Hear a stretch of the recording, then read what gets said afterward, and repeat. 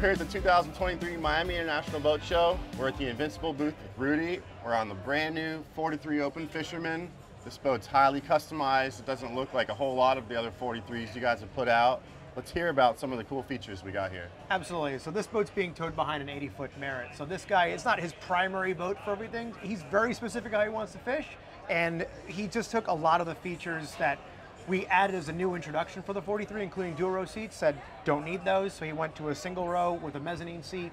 We traditionally do our rear entry towers with 2 ladders on each side. Okay. He wanted one center, so we did that specifically for him. He's had 4 or 5 Invincibles this time. He's always done that same central ladder, so gotcha. Do that for him. He also didn't opt for a seakeeper, so one of the things that we did to improve this boat was to add an additional live well in the transom. So you have 2 50-gallon live wells in the transom, you have a 60-gallon on the floor.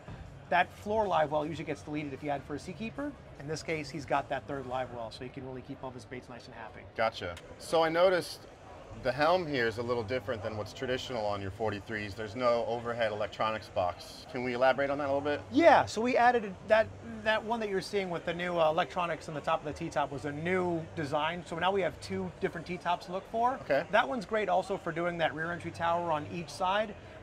This captain likes to have all of his electronics available for him at the helm station where he just easily can look down without having to look up for something. So, he went with 3 smaller Garmin screens across the dash. He also went with a Mercury Skyhook joystick and also a FLIR joystick.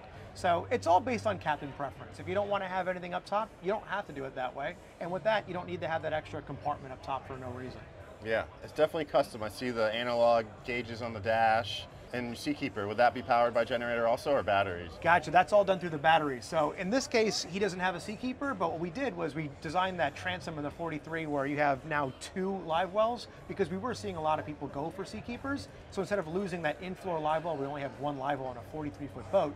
You have 3 in this case, he's gonna go with the gyro. Awesome. How about your storage in the sole? What's your capacity for fish box and stuff? So you have 4 fish boxes on this boat. And you have 2 in the cockpit area, you have 1 forward in the floor, but then also you can use that chaise lounge. That's a large coffin box. So there's 3 dividers for if people want to use them for, drinks and also for food.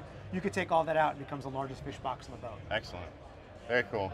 I noticed those new V10 Mercuries on the back. Those are very impressive. They have an amazing 6.5 kilowatt. They can produce their own power.